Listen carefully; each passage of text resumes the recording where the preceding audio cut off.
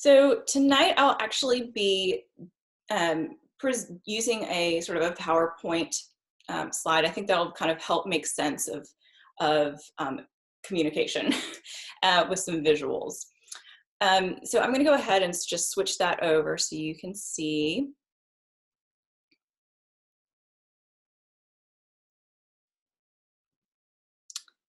Give me 1 moment. Okay. All right. So, okay. So tonight, 3 ways you are sabotaging healthy communication. I know I'm not the only one there, so let me get this started. Here we go. Okay. 3 ways you are sabotaging healthy communication. I would suggest kind of go ahead and just jot these down, but I'll also do a quick review towards the end. I'm coming at this perspective from, let's say, you know, this is a friendship. This may be a partner, a spouse, a friend. This may be a coworker. Really, these techniques work with any type of relationship that you have. You can take these tools, teach them to your children, implement them in any relationships that you have. I think they're easy to apply in different scenarios. So, number 1, you don't listen with your whole body. You don't listen with your whole body. What does that mean? The very basics of communication. So most of our communication is actually nonverbal. That means it's not exactly the words that we say, but it's how we say it. We take in information through our whole body, all of our senses. Think about a young child, maybe an infant. You're still able to communicate through facial expressions, through body language. There's so many different ways to communicate besides just the words that you say. I love this cartoon on the left. It says, your body language says you've lost interest. Yeah, no joke, pretty obvious there. But there's a lot of other more subtle ways that we show that we're not interested. Let's say this has happened to me. I'm sitting at a table with someone, we're talking, and my friend picks up her phone. I know she's my friend, she cares about me, she's listening, but the conversation has suddenly taken a turn for me. I've lost connection. I would assume she's more distracted. It seems like she's reading. I can see her eyes moving. She's showing me with her body language that she's not interested. That's an immediate hindrance in our communication. Let's say you were telling a story to a friend, and your friend is looking over your shoulder, maybe looking around the room, reaches down to find something in her purse, tying her shoe, trying to get the waiter's attention to come fill her water. We've lost communication at that point.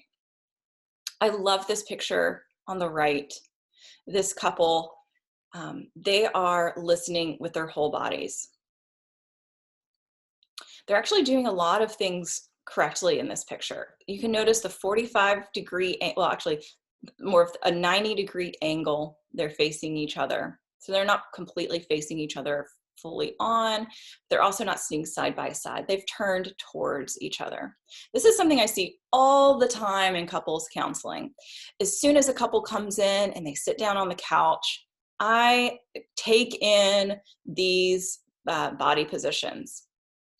In a highly conflictual marriage or relationship, a lot of the time, each partner is sitting as far as they can from the other. They're sitting in the corner of the couch.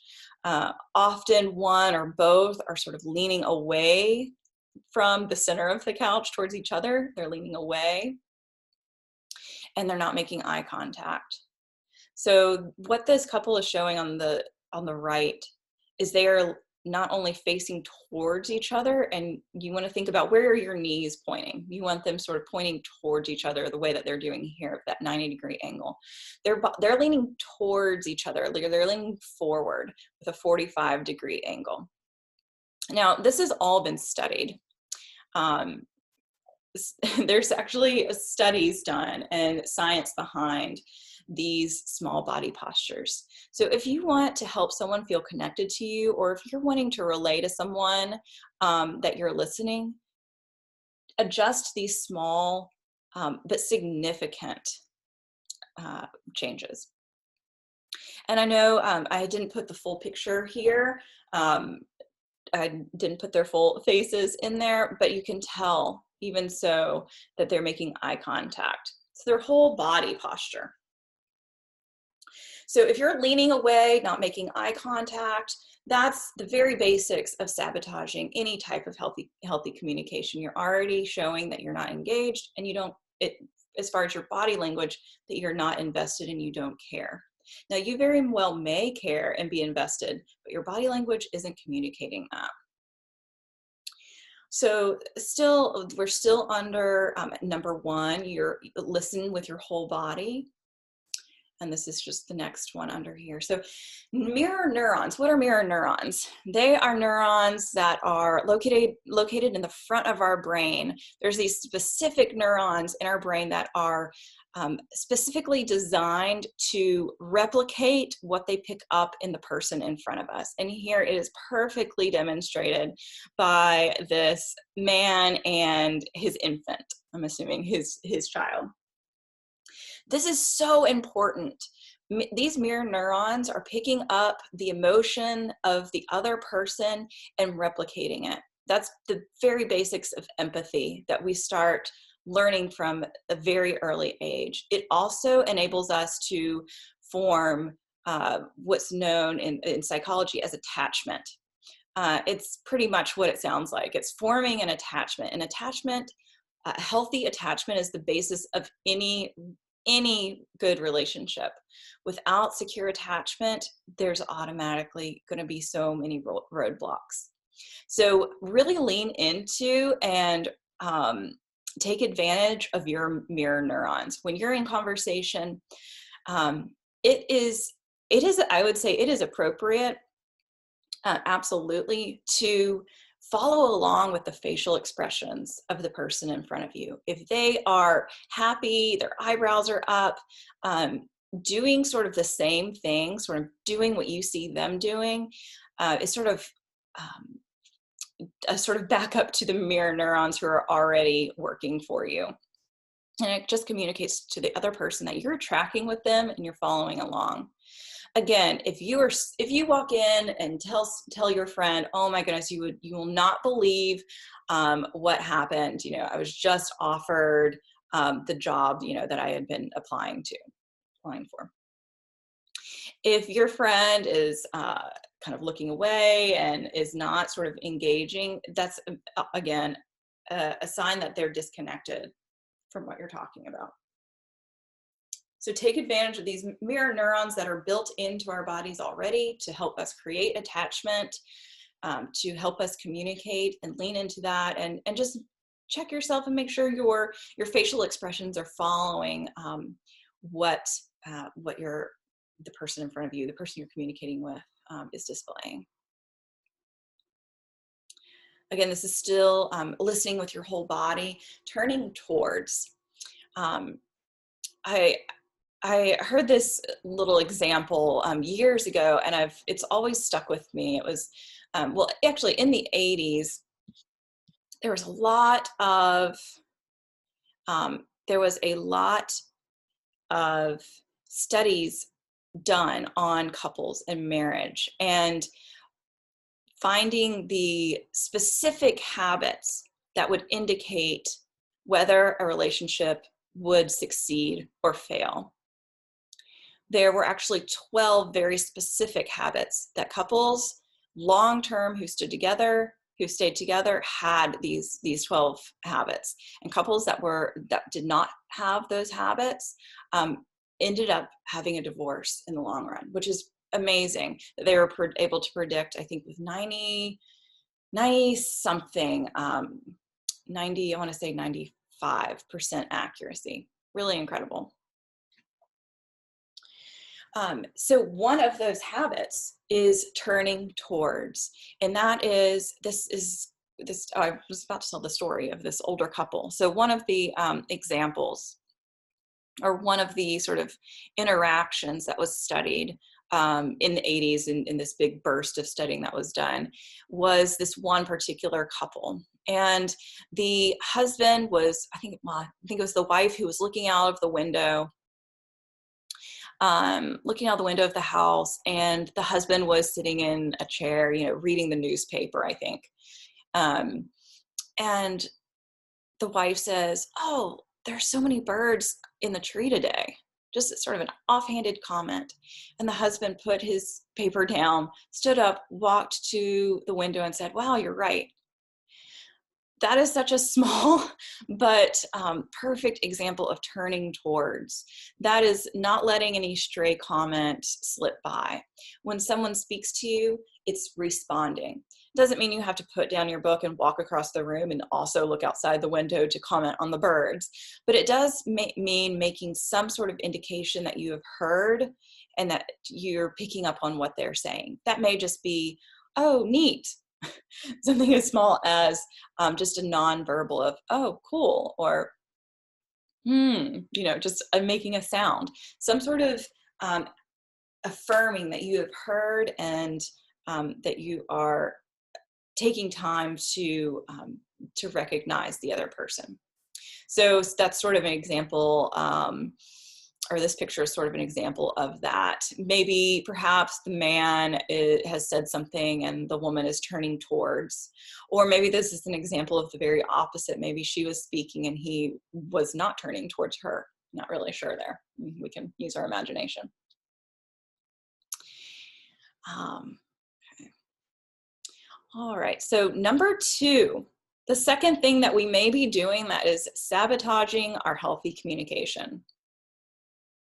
You don't listen to understand the message. You don't listen to understand the message. And I have a couple of points under this one. Letter A, 2 types of listening. So if we are not listening to hear the message, what are we doing? We're most likely listening to prepare a response. I absolutely know that I'm guilty of this. And when I look back, this is just speaking personally, when I look back at particular interactions that I've had that were maybe upsetting or caused me to be sort of emotionally flooded and overwhelmed, it's usually because I was not listening to understand the other person. I was most likely upset and overwhelmed and trying to come up with the perfect response. This is something very hard to do, but I put these images here. I think this can be a really helpful way of thinking of it. When we are listening to respond, that usually puts us in a position of conflict with the other person. Now we are, I don't want to say enemies, but we're kind of putting ourselves at a disadvantage. It's us against them, it's them against us, but it's really helpful to think of the idea or the conversation or the topic or the issue as being outside. And that's that second image on the bottom, listening to understand. So we're listening to understand what the person is talking about, listening to understand the issue. And so it becomes less about the other person and getting them to understand us. It's helping them understand the topic we're talking about or the issue we're discussing. I don't know if that completely makes sense, but I hope that that image sort of helps clarify it a little bit. It's less about you against me or me against you. It's more about us against this outside thing. I know, especially working with couples, this happens a lot where they come in and they're viewing their spouse as the problem. And most of the time, the spouse really isn't the problem. They've gotten stuck inside of this negative cycle. They've gotten stuck inside of this negative cycle, and it's that cycle, it's that negative cycle that is the enemy. It's usually not the actual spouse. It's usually the cycle that's no longer serving them. It's old patterns and ways of responding that is the issue. So if you can sort of externalize that, and I'm thinking, let's give, the example of politics, where let's say I'm talking to a family member and they have a very different view. Instead of seeing that family member as, why can't they understand, or I can't believe they think this, taking a stance of wanting to understand the viewpoint rather than the person. So just sort of externalizing the problem. So I think it's helpful to remember that there are two types of listening, either listening to respond or listening to understand. The second point is summarizing. So again, we're under number 2, you don't listen to understand the message. And so one way to show that you are understanding the message is to summarize the content. So, I'm kind of regretting not having someone here with me to sort of demonstrate some of this. It's hard to kind of just explain it, but I'll do my best. So I work a lot with couples, so it's easy for me to come up with sort of examples from couples or from married partners. But let's say, husband comes in and is talking about his day. Wife is, I'm just going to do something really stereotypical here, very traditional gender roles here. But let's say the husband's coming in and talking about his day, and the wife is, cooking as she's busy. And maybe she's like, kind of responding. But we can already, just from previous slides, notice, okay, she has her back to him. She's not really listening with her whole body. She's giving off the impression that she's not listening already. But a great way to show that you are listening is to summarize what you've heard them say. Often that feels really awkward to do, but it feels really natural to be on the receiving end of that. So, husband comes in and says, oh, you can't believe that George said this and the materials are late, and it's just been such an interesting day. I was kind of overwhelmed, but I think tomorrow will be better and we'll get the project done on time. Summarizing. So summarizing that is obviously summarizing sort of the content of what is said. So, okay, materials are late. Oops, did not mean to change the slide there. Materials are late.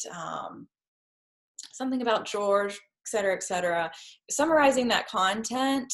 I'm sorry, I really was on the wrong slide there. But really listening to the emotions that are included. So in that little example there, the husband mentioned 2 emotions, at least. He said overwhelmed. He was feeling overwhelmed, but he was feeling hopeful that they would get the project done on time. So when you're summarizing what your friend or your partner or your coworker or your boss has said, include those feeling words, because the feeling is the real is the real communication. Anytime we're communicating something, what we're really trying to do is communicate an emotion, and we want that emotion to be mirrored back to us. So, the wife can say, "Oh, wow, I'm sorry that the materials aren't going to be delivered on time. And wow, yeah, you're feeling overwhelmed." So just including those emotion words, those feeling words, and listening for those, so that you can let your conversation partner know that you really are picking up and following what they're saying. The third point under this one, ask before giving advice. I put this little comic in because I think anyone who's had a child, I haven't had a child, but I've heard from many mothers and many of my friends who are mothers say, oh my goodness, I was not prepared for all of the unsolicited parenting advice that usually started from the moment they let someone know that they were pregnant. The advice started pouring in. So I put that here. Congratulations on all the joy and unsolicited parenting advice your baby will bring you. And just like the mom who maybe doesn't need to hear, all of the advice on every choice she's making for her child, advice in general can feel just like an extra thing to do. If someone's already feeling a little overwhelmed, getting unsolicited advice can actually make someone feel more overwhelmed. That's not always the case, but I would say by and large it is. And an easy way to get around that, because you may have some really good advice that has been helpful for you and for other people, but can communicate care to actually ask if advice would be helpful, and allowing the person to say yes or no. So maybe I'm listening to a friend and I'm, sympathizing, I'm summarizing what they're saying, I'm responding to the emotions, the emotion words, the feeling words that they mentioned. I'm listening with my body, and I just can't contain myself because I really want to tell her what I did. So in that example, I'm listening to respond, not listening to understand. And I'm itching to give some advice. And so I might just say, wow, that sounds really overwhelming. What can I share with you what I did in a similar situation? And let them say yes or no. And yeah, so I would definitely suggest asking for permission before sharing your maybe potentially very helpful advice, and letting them choose. All right, so moving on to number 3, the third way we tend to sabotage healthy communication. You don't know how to get out of negative conflict patterns. And let me tell you, this is I would say potentially the number one thing I see with couples coming in, and individuals too. I mean, relationships make up the most significant parts of our lives. Friends, family, spouse, coworkers, it's all relationship. And we get stuck in these negative conflict patterns. Now, depending on the relationship, if this is, your boss, it's not something that you're necessarily going to work on together. You're not going to sit down and talk about your conflict style. But there are things that you can do to help you get out of a negative conflict pattern when you notice that you're in one. So potentially the very first step into a negative conflict pattern is criticism. With criticism, that launches us right on into a negative conflict pattern or a conflict cycle. So criticism is probably, I would say the biggest thing that moves us into a negative pattern. So criticism now can be intentional, it can be unintentional, it can also just be perceived. So maybe I didn't intend, or it wasn't intentional or unintentional, something I said, but it may still, because of someone else's maybe wounds, emotional wounds that they have, it may be perceived as criticism. For example, I may say, I may tell my sister, oh, you're looking really good. Well, that may be perceived as, oh, so that means I don't usually look good. Now, me complimenting my sister is neither an intentional or an unintentional criticism, but it may be a perceived criticism. And we'll get into that in the next slide. But if you are noticing that you have said something critical, or that you tend to say things that are critical, the sort of the antidote to that, the way of getting out of that, is to do sort of the opposite, is to start with it. It's called a gentle startup. So the way to simplify that is basically just using I statements. So instead of saying, you know, you left the heat on to, let's say, you left the oven on, you forgot to take the trash out, starting with the you, just switching it around and starting with I noticed that the trash didn't get taken out. Okay, so that's a way of saying in a more gentle way rather than a critical way. So if you are speaking with criticism, that's automatically going to get you into that negative communication, that unhealthy communication. That is the easiest way to sabotage healthy communication. You are starting off on the wrong foot, and you're going to have to really intentionally get out of that negative cycle after that. So this is the easiest way to create healthy communication, is to avoid criticizing, and that is to use I statements. I noticed the trash didn't get taken out yesterday, rather than you forgot to take the trash out again. Can you pick up on the difference there? The you versus the I. The you, again, can turn an unintentional criticism into a perceived criticism right off the bat. I think it's appropriate that I have this one as A rather than B or C, because that's usually the first thing that gets us off into that negative cycle. So usually person A says something that is critical or perceived as critical, and on to the next slide, person B becomes defensive. So these two are really closely tied, criticism and defensiveness. If I were to say, you forgot to take the trash out again, that's automatically going to trigger defensiveness in the other person. But perhaps you are usually the one in the defensive position.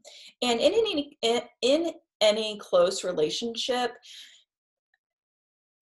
these are usually pretty consistent. Usually one person is usually the one that steps into criticism, and usually the other person tends to be in the defensive role. They're usually pretty consistent.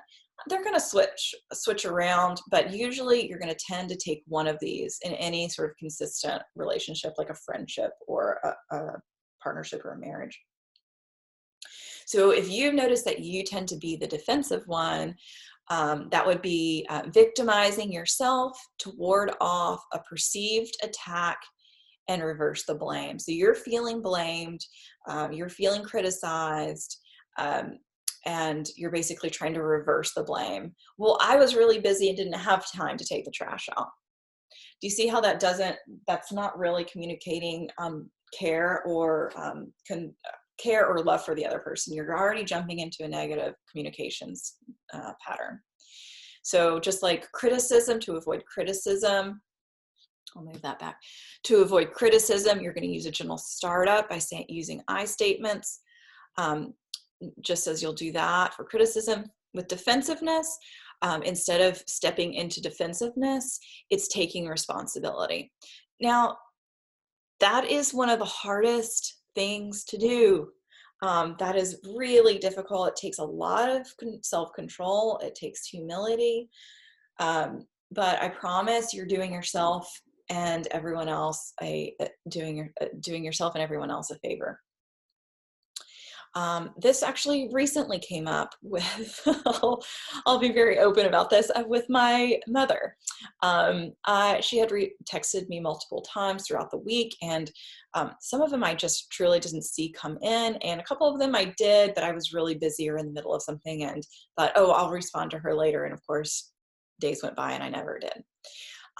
And I finally did respond to her, and she said, she was bringing it up of why wasn't I, Was I avoiding her texts intentionally? And I really, really, really wanted, because I felt criticized, I really wanted to step into defensiveness and explain how busy and overwhelmed I had been that week.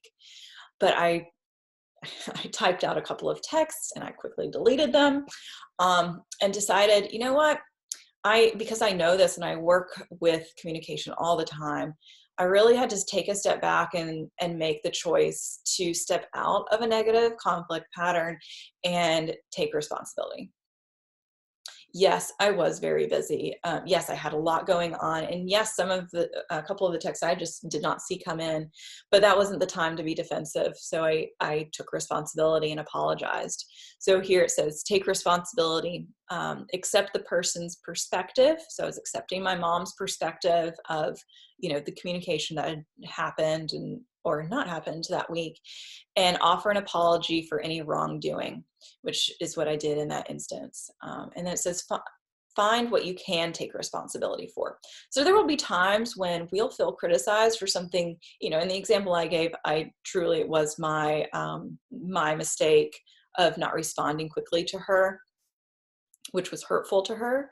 But in some cases, you will feel like you're criticized for something that you truly didn't do. But I encourage you to find some aspect that you can take responsibility for. So, maybe there's part of what they're saying that is true, or you can understand the perspective that maybe they're coming from. Try to find something that you can understand about what they're saying and take at least some amount of responsibility, if you can. And that can be a tough one when you feel like it's not really accurate. But and so the third point under this one is, when you are in a negative conflict pattern, it can be really overwhelming, and we become what's called flooded. I'm going to take a sip of my tea. Hi, Landry. Mm-hmm. Do you want us to save questions for later? Yeah, let's save questions for. Okay. Just because I'm recording this, and I'll stop recording, and then I can take questions at the end. Okay. Thanks for asking. So this last one, when we are feeling overwhelmed, taking a deep breath. That is really the fastest way to decrease anxiety is with our breath. It's something that we have accessible to us at any moment. Taking a deep breath in and a very long extended exhale, and doing that a couple of times to kind of help our body know that we are physically safe and emotionally safe, that we are, and of course that's assuming that we are in a position that's safe, but helping to kind of calm us and ground us back into the moment. Taking a breath and remembering that often the conflict or the problem isn't the other person, but it's maybe a perception or a negative conflict pattern that we've gotten into. And so kind of seeing the issue as something separate from the other person. So taking a few calming breaths, and then remembering that the issue is outside of the other person. It's a perception. So if I'm going to review those three things, those three ways that we tend to sabotage healthy communication, it is number one, show that you are engaged. And so that's with your body language, that's with your nonverbals, like nodding or saying, yeah, or anything that's kind of showing physically that you're engaged, leaning into what your brain is already designed to do, using your mirror neurons to sort of, anyway, the only way I can think of saying this right now is just sort of imitating their facial expressions, following along with the emotion of what they're saying. And then number two, listen to understand. So rather than listen to respond, listen to understand. And then number three is leaving the negative cycle. So often the problem is not necessarily the other person, it's often just the cycle that we've gotten stuck in.